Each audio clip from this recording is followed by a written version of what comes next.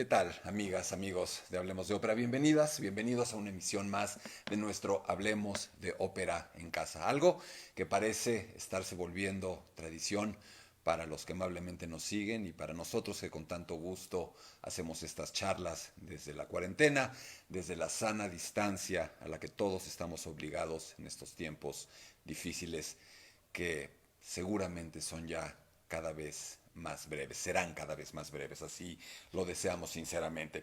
Y empezamos como siempre nuestro programa, nuestra transmisión del día de hoy, agradeciendo a las instituciones que se suman a ella, la Secretaría de Cultura Federal, el Instituto Nacional de Bellas Artes, el Auditorio Nacional, Ópera Latinoamérica, un saludo hasta Santiago de Chile a todos ellos, el Teatro Julio Mario Santo Domingo de Bogotá, la Ópera de Los Ángeles, en California, la Fundación Sinfonía de República Dominicana, Canal 22, el Conjunto Santander de Artes Escénicas de la Universidad de Guadalajara, el Fórum Cultural Guanajuato, el Instituto Sinaloense de Cultura, Pro Ópera AC, el Festival de Santa Lucía en Nuevo León, la Secretaría de Cultura de Coahuila, el Instituto Sonorense de Cultura, el Festival Alfonso Ortiz Tirado, la Secretaría de Cultura de Tabasco, la Mahler Foundation en Viena, en Austria, y la Sociedad Mahler de México.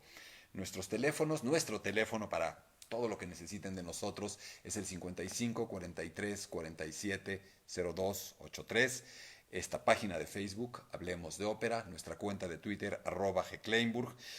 Como acostumbramos desde hace ya varias semanas, en un par de días esta emisión estará disponible para todos ustedes en nuestro canal de YouTube, Hablemos de Ópera. Les pedimos, si no lo han hecho, que sigan, que se suscriban a este canal. Es una manera de ayudarnos. Y pues ahora sí, a entrar en materia. Tal y como lo habíamos prometido, hoy concluimos nuestro Tristán, Isolda y el Éxtasis. Tristán, Isolda y el Éxtasis, segunda parte. En la primera parte hicimos un amplio recorrido a través del génesis de esta obra, de lo que hay detrás, de los chismes, que no son pocos, no son gratos muchos de ellos, pero son particularmente atractivos en relación con Wagner y con la manera en la que decide vivir y escribir al mismo tiempo esta ópera. Vivirla y al mismo tiempo que esta ópera se convierta en su vida. Hemos hablado mucho de la necesidad que existe por separar al individuo del creador. Y en el caso de los atributos no positivos de Wagner, creo que es importante hacerlo y matizo un poco mis comentarios. Por supuesto que mi opinión personal hacia él es la que es, pero también es importante recalcar que la opinión hacia el artista es hiperbólica. ¿Quién puede ser uno para cuestionar la grandeza de uno de los creadores más grandes de la historia del arte? Nadie. Lo que sucede con Tristán e Isolda es que Wagner voluntariamente quiso que sí se confundiera. Hablar de que Wagner y Matilde Wesendonck tuvieron una verdadera historia de amor, una historia de amor tradicional como la entenderíamos todos nosotros, es una ingenuidad. Era un pretexto, era un texto mismo que Wagner escribía en paralelo al texto musical, al texto dramático de Tristán e Isolda. De la misma manera que la historia de Tristán e Isolda, ya la propia anécdota de la ópera, no es cabalmente una historia de amor y lo iremos viendo un poco más adelante. Así es que hoy va a ser un poquito más clase, hoy va a ser un poquito más difícil para mí, pero espero que sea igualmente sencillo y grato para ustedes, porque hoy yo tengo que hacer un esfuerzo por tratar de transmitir a ustedes los elementos que hacen de Tristán e Isolda y que hacen de Richard Wagner este innovador musical como pocos en la historia. Escuchamos Tristán e Isolda y puede parecernos grata, no grata, difícil, complicada, extraña, inaccesible, atractiva, pónganle el calificativo que quieran. Pero lo que no podemos negar de ninguna manera es que estamos oyendo algo diferente, algo que es diferente de todo aquello que hemos escuchado en relación con la música, en relación con la ópera. Por años que tenga esta partitura, sigue sonando en muchísimos momentos a algo nuevo. Y eso solamente puede obedecer a la inmensa complejidad que Wagner le confirió a su partitura. Porque de entrada, Wagner buscaba algo muy viejo, pero que como tan viejo que era, se volvía nuevo.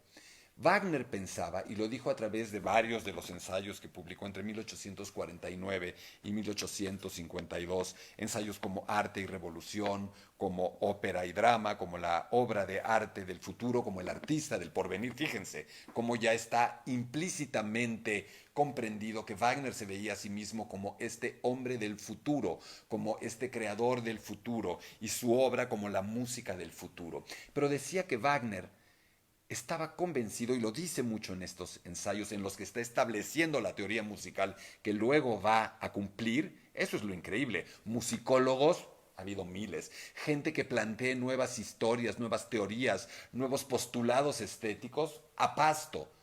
¿Cuántos de ellos los han hecho realidad? ¿Y cuántos de ellos, al hacerlos realidad, los han convertido en obras maestras? Eso sí, se cuentan con los dedos de la mano en cada disciplina artística. Wagner, en la música, es el ejemplo supremo de un hombre que se propone hacer algo nuevo, que lo genera intelectual, filosófica, estéticamente, pero que luego lo aterriza con neuronas, con tinta, con sonidos, con sangre, con lágrimas y con todos aquellos fluidos que nuestro cuerpo pueda producir, porque de que el hombre era intenso, eso no hay duda.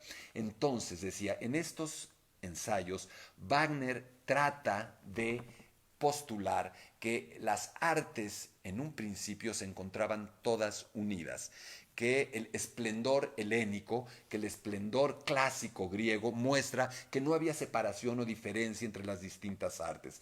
Y Wagner postula que cuando ese esplendor griego, ese imperio griego, esa cultura griega dorada decae, se atomiza, desaparece, las artes se separan de nuevo, se dividen, y entonces la literatura, la música, la danza, las artes visuales van cada una por su lado.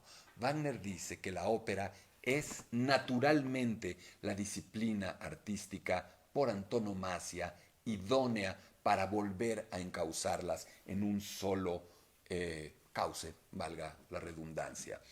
No es el origen de la ópera. La gente que estaba buscando inventar, hacer la ópera, no estaba pensando en eso. Es Wagner el que dice, ahora a través de la ópera puedo volver a unir absolutamente todo, y ese será mi principio rector. Y crea una nueva música que es determinante.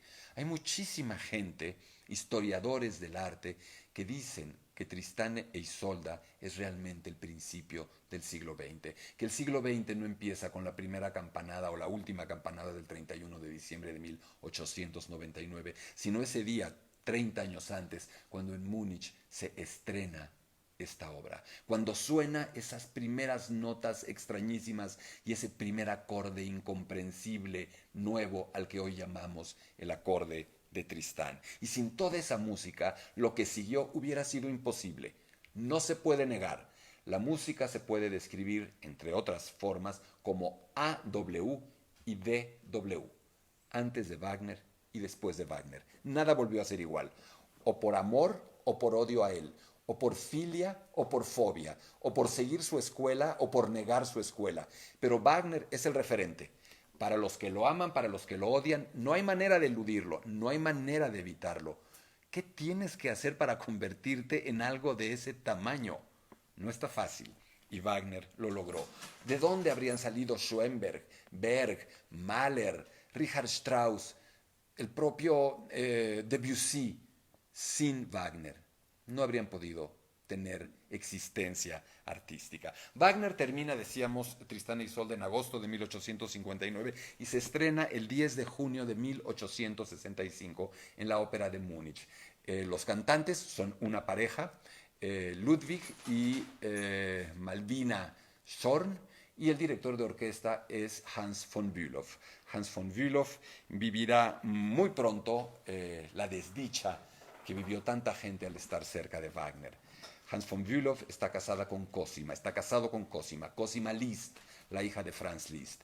Y será justamente en ese momento del estreno de Tristán e Isolda cuando Wagner haga una más de sus fechorías, no se me ocurre otra manera de llamarla, que es quitarle la mujer a uno de sus mayores, más leales, cercanos, colaboradores, amigos, defensores, este director de orquesta y crítico musical.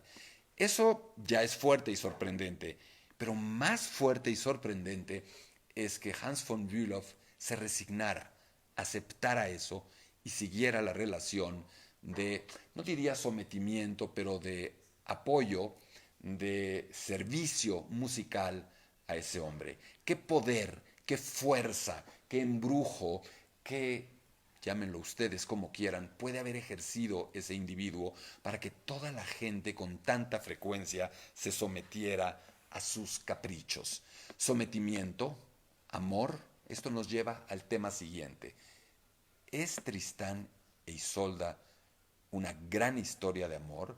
¿Es Romeo y Julieta? No, no tiene nada que ver ni con Romeo y Julieta, ni con Charlotte y Werther, ni con Violeta y Alfredo, ni con Mimi y Rodolfo. Díganme ustedes la pareja de amantes que quieran en la historia de la ópera y díganme qué puede tener que ver con ellos. Tristán e Isolda no es una historia de amor como tal. Es una historia de amor profundamente intelectualizada, profundamente inyectada de filosofía. Tiene más que ver con una reflexión acerca del deseo o del alcanzar ese deseo carnalmente, llamado de alguna manera amor, y la muerte. Otra forma más oscura, más perversa, pero también real de deseo.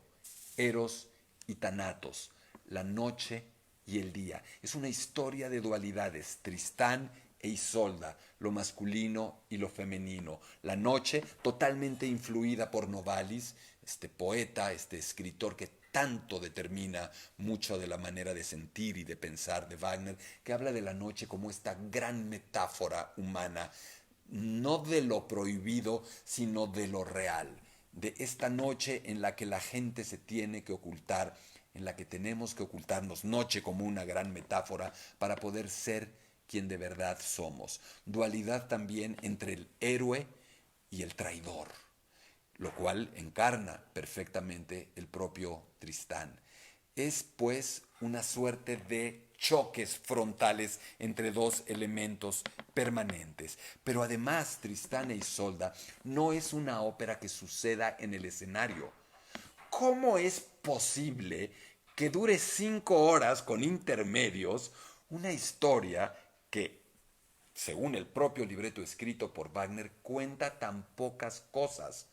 Un individuo que trabaja, que es el sobrino de un rey poderoso, el rey Marque, que va por una chica a Irlanda. Esa chica lo ha curado cuando él fue herido peleando contra algún otro irlandés que tiranizaba a su pueblo. Va por ella para llevarla como mujer para casarse con su soberano, con el rey Marque. Se han enamorado porque Isolda lo vio cuando lo curaba de esa herida que Morold le ha provocado. Tristán la ve también, quedan totalmente prendados, la lleva, pero en el camino se enamoran, no se enamoran, en el camino expresan su deseo con odio, con violencia, con pasión, con agonía, agonía entendida como lucha.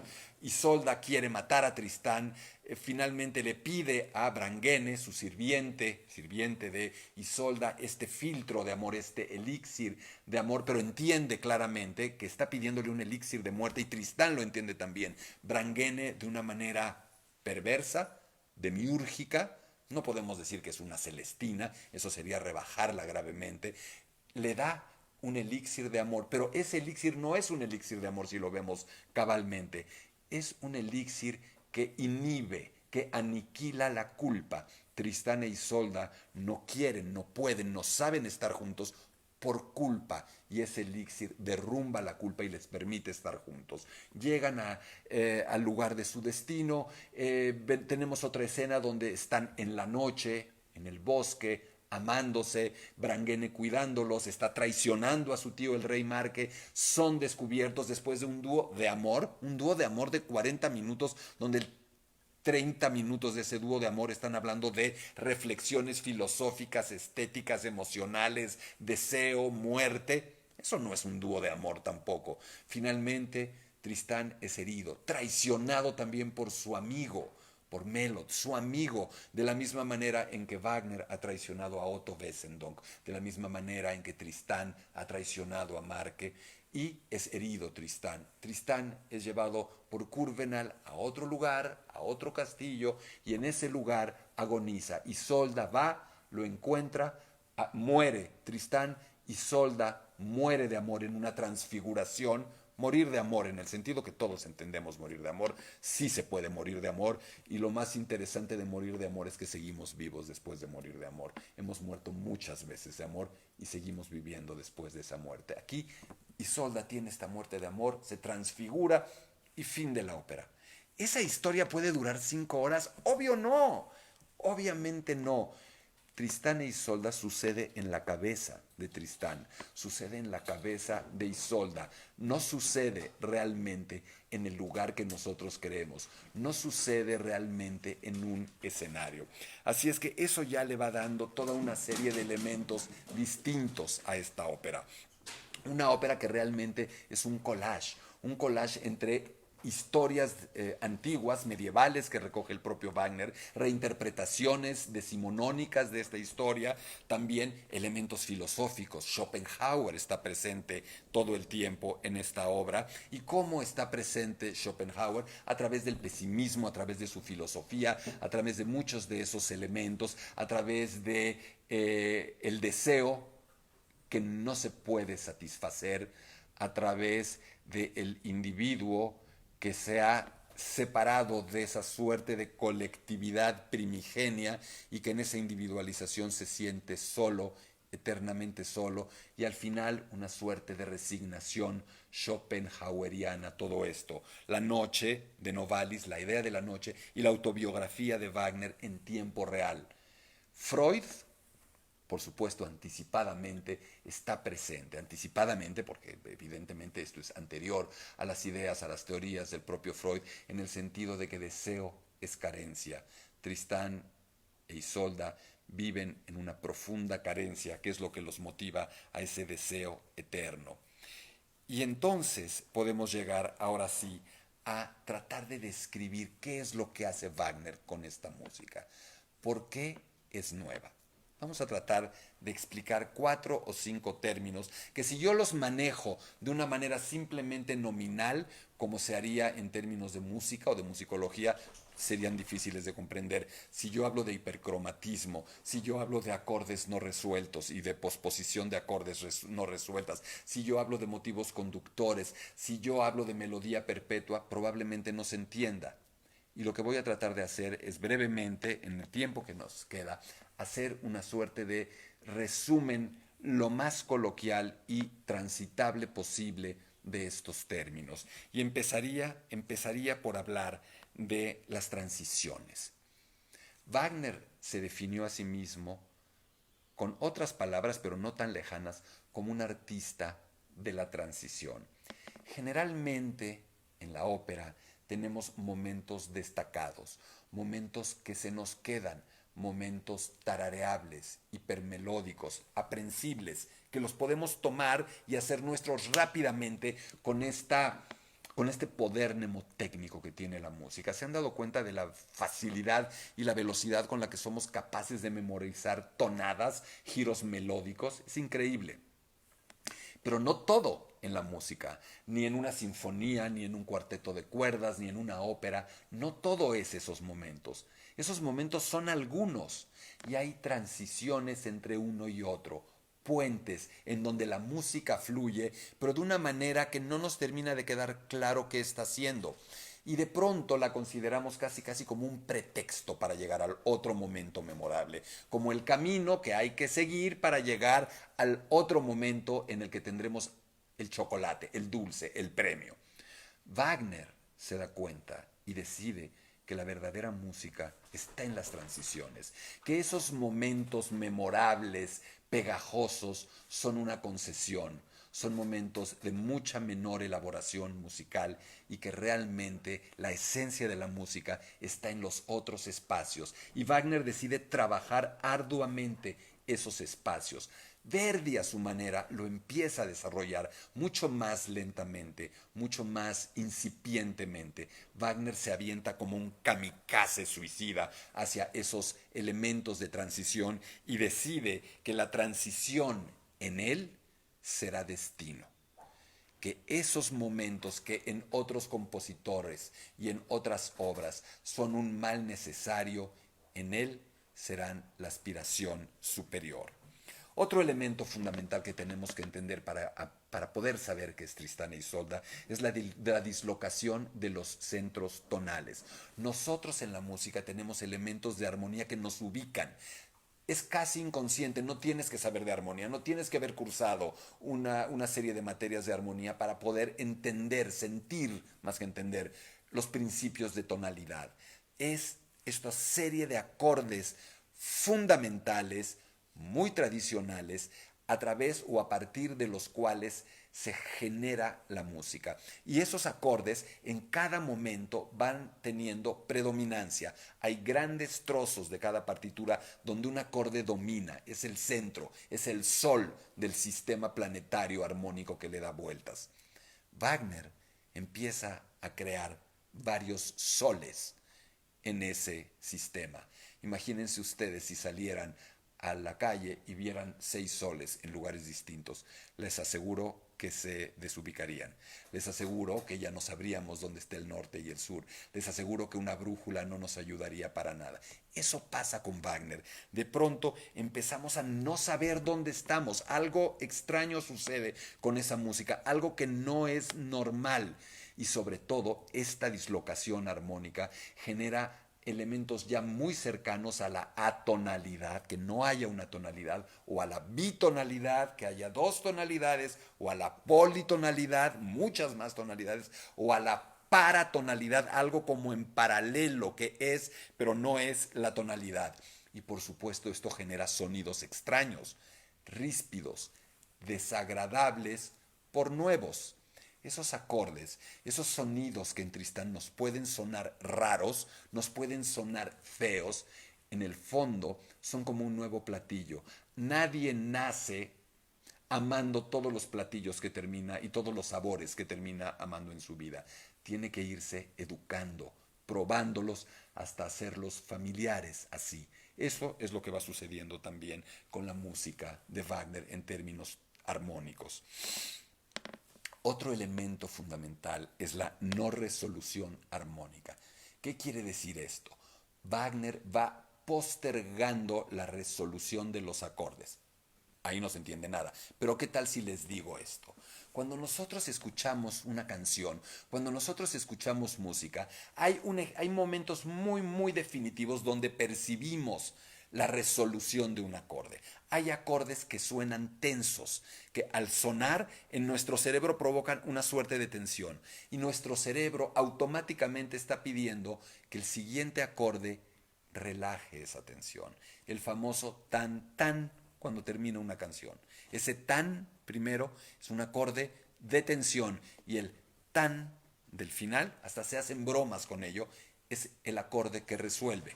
Imagínense ustedes que Wagner inventa una nueva idea. En vez de hacer tan, tan, hago tan, tan, tan, tan, tan, incesantemente. Nosotros empezamos primero a decir, muy bien, está bien. Y después de un poco más de tiempo, sin que sepamos qué pasa, nos empezamos a incomodar. Empezamos a sentir que esa tensión sube y sube y sube. Inconscientemente le estamos diciendo a Wagner, oye amigo, relaja tantito, ¿no? Please, ya. Y Wagner no lo hace. Y sigue, y sigue, y sigue. Ese es uno de los secretos de su brujería. Ese es uno de los trucos que Wagner inventa.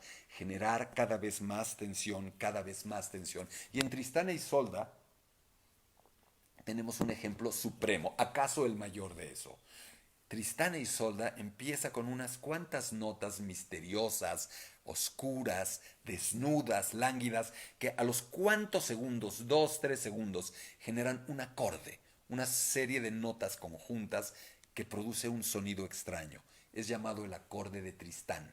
Es un acorde nuevo, es un acorde que no se había usado o muy poco en la historia de la música y de la ópera. Es un acorde de enorme tensión que nos pide se resuelva, que nos pide la distensión.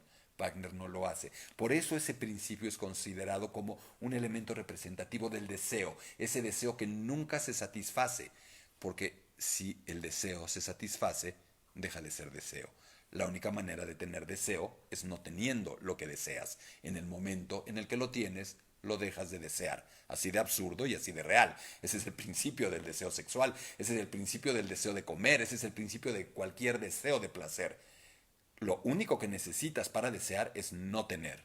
Y entonces Wagner empieza desde el principio a generar el deseo, la tensión, la añoranza de algo con la tensión armónica y no la relaja. Y ese acorde de Tristán se queda flotando y reaparece y reaparece. En una función normal de Tristán e Isolda, con los intermedios largos que debe tener para que no se haga tan pesada, en una función normal, decía, de Tristán e Isolda, tendremos que estar 5 horas en el teatro. El acorde de Tristán, esa tensión inicial, no se resuelve, escúchenlo bien, hasta el final de la obra, hasta la muerte de amor, la Liebestod de Isolda. 5 horas después, nuestro cerebro está cargando con esa tensión, con ese deseo que no encuentra satisfacción. ¿Se pueden dar ustedes cuenta de en qué estado nos está poniendo este hombre? De la crueldad en el sentido más alabador que puede existir del término con la que nos está tratando, de la manera en la que nos está sometiendo, esclavizando y apoderándose de nosotros. Eso solo lo puede hacer alguien que tiene 2 características. Tiene que ser muy valiente para atreverse a innovar haciendo algo así y tiene que ser un genio. Y Wagner era las 2 cosas.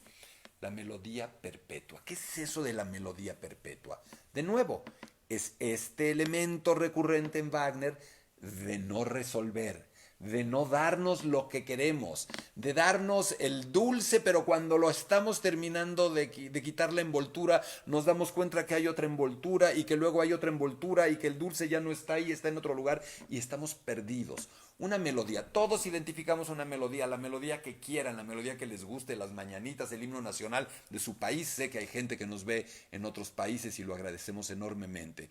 Nosotros en una melodía tenemos patrones, tiene ciertos elementos que se repiten que nos permiten ubicarla. Tiene estructura. Una melodía tiene una parte A, una parte B, se repite la parte A, hay estrofas, hay repeticiones.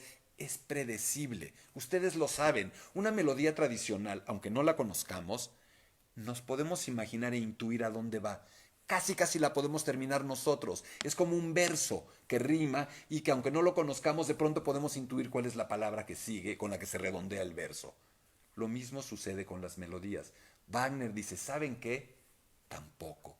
Mi melodía empieza y cuando viene lo que ustedes esperan, la melodía gira. Y cuando viene lo que ustedes creían, la melodía vuelve a girar y a girar y a girar y se vuelve una suerte de voluta de humo.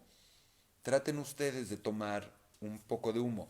Alguien puede de pronto que sepa hacer esas bolitas de humo cuando fuma perfectas. Perfecto, ahí va la bolita. Traten de agarrarla. En el momento en el que la toman dejó de ser ese aro de humo y se les empieza a salir por todos lados. Eso mismo sucede con las melodías de Wagner. Escribo, en mis notas escribo, se desintegra, deviene otra, ondula, envuelve, hipnotiza. Esa es otra palabra. Wagner nos está hipnotizando todo el tiempo. ¿Qué otro elemento musical aparece en Tristán e Isolda? Una nueva orquesta. Una orquesta que ya ha perfilado Wagner en sus obras anteriores, pero que lleva a un extremo total. Una orquesta gigante, incluso para la cual está usando instrumentos que ya no se han usado y está empezando a perfilar la invención y el desarrollo de nuevos instrumentos. Una orquesta que es inhumana. Cuando digo inhumana es que no está hecha para convivir con la voz humana. Wagner lo sabe.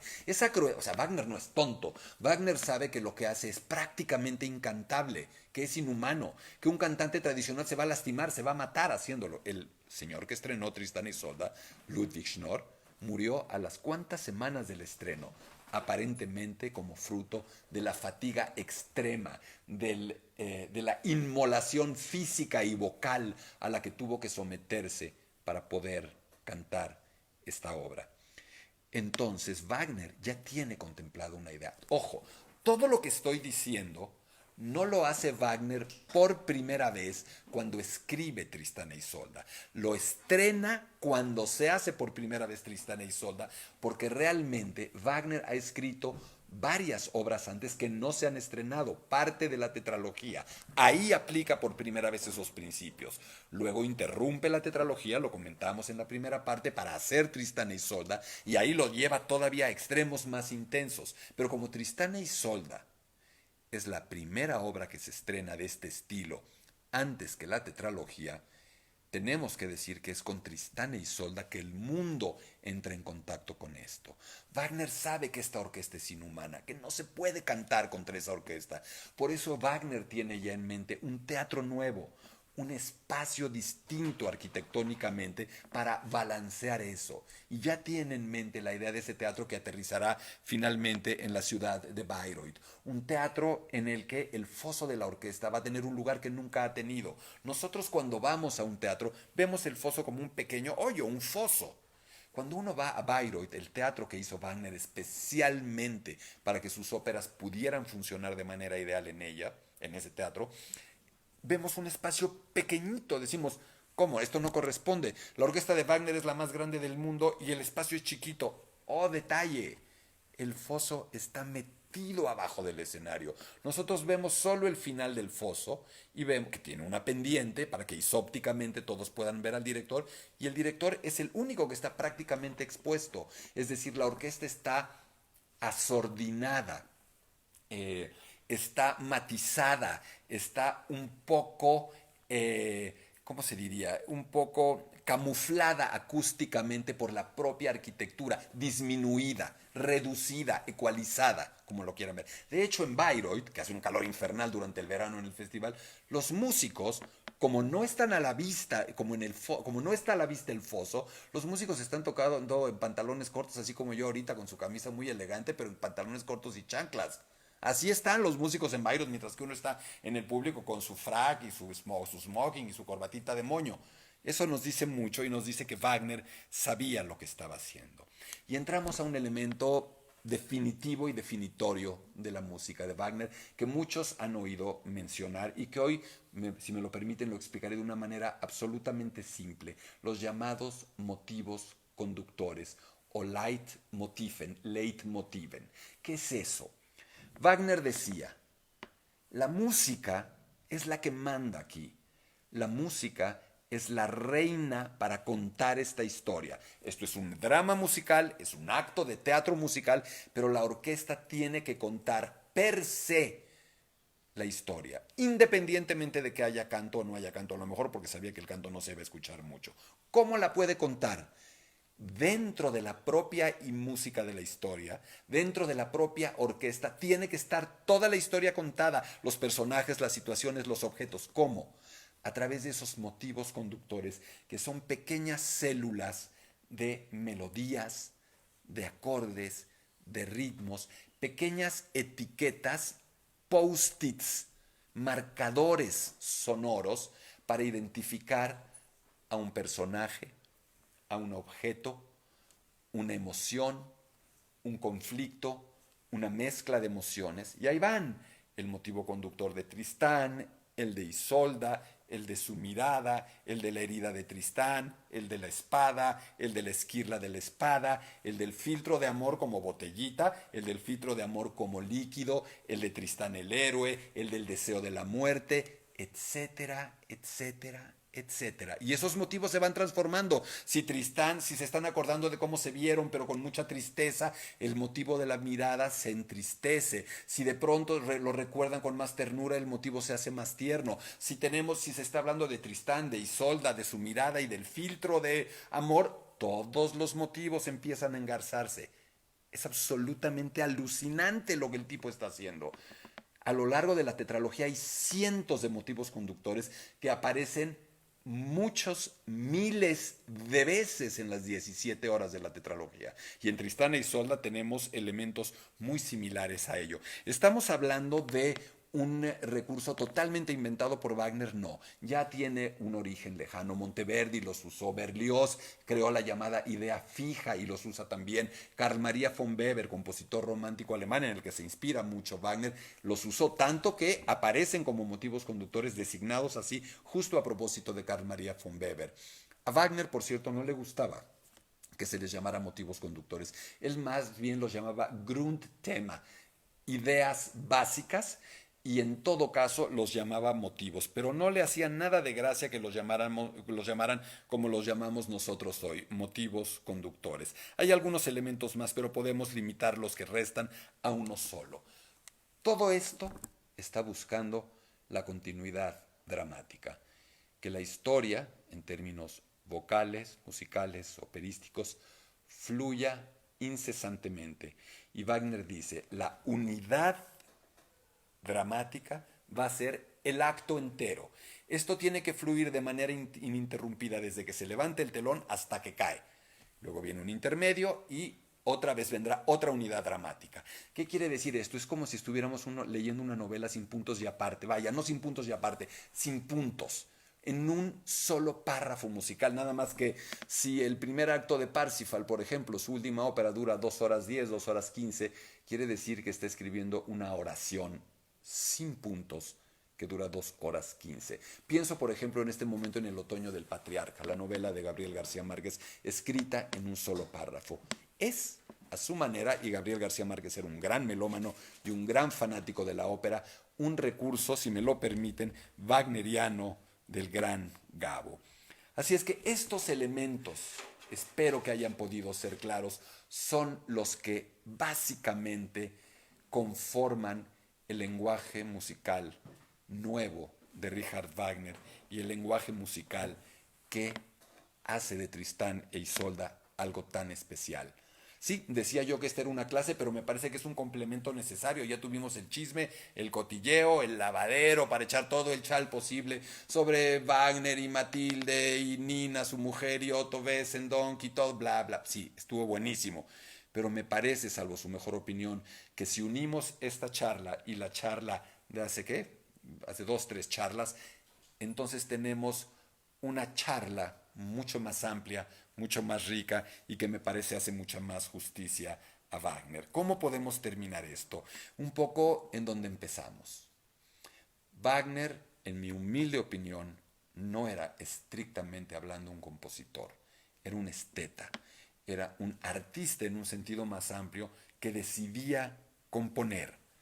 No son estas óperas. Tristán e Isolda no es una ópera. No nos podemos acercar así a ella, porque entonces nos estampamos, es aburrida, intransitable, es un bodrio, ¿qué es eso? No es una ópera, es una experiencia nueva, fundamentalmente hecha a través de la postergación. La postergación es deseo, la postergación es placer, y básicamente la postergación es placer sexual. Tristán e Isolda es una de las grandes obras de arte dedicadas al deseo, al placer, a la tensión. Y finalmente, este brujo, este mago germano, lo que está haciendo, y eso da título a estas charlas de Tristán e Isolda, es una droga, es una especie de sustancia sonora que nos envuelve, que nos disloca, que nos descoloca con todo esto, que nos hace no saber dónde estamos, cuánto tiempo ha pasado, de qué se trata lo que estamos viendo. Genera, estoy convencido de que con una resonancia magnética, de que si medimos nuestros neuroquímicos, oxitocina, citocina, prolactina, dopamina en nuestro cerebro, después de 3 horas de estar oyendo Tristán y Isolda, puedo jurarles que están alteradas. Puedo jurar y aseverar que estamos en un estado de conciencia alterada. Puedo aseverar que este momento es abiertamente psicoactivo. Y finalmente, ya que esta droga con ese nombre es una de las drogas de síntesis de moda, es una sustancia extática. Algo debe tener de éxtasis. Y éxtasis, en su sentido más original, en su sentido primigenio y etimológico, quiere decir o viene de ex, fuera de, stasis, lugar. Estar fuera del lugar donde habitualmente estamos. Estar en otro lugar. Y eso es lo que Richard Wagner hace con Tristán e Isolda. Espero que con esta charla y estos minutos me haya redimido un poco a mí mismo en relación con todas las barrabasadas y todo el denuesto que suelo hacer del individuo. Ese no pasa ninguna prueba. El artista el artista es uno de los grandes monumentos de la historia del arte occidental. Hasta aquí nuestro Tristán, Isolda y el éxtasis. Los invito a que nos acompañen en un tema completamente distinto. Ahora le vamos a rebajar un poquito la densidad a la charla. Este próximo sábado 2 de mayo vamos a hacer una charla que se llamará México lindo y querido, el fenómeno de los tenores mexicanos. ¿Alguien puede explicarme por qué este país da tenores de primer nivel planetario como un árbol da manzanas? Yo no, pero de aquí al sábado voy a tratar de explicármelo, voy a tratar de platicárselos y sobre todo hacer un breve recuento de los muchos y grandísimos tenores ya históricos que México le ha dado al mundo. Gracias por estar con nosotros, soy Gerardo Kleinburg y los espero el próximo sábado a las 6 de la tarde aquí en Hablemos de Ópera en Casa. Gracias.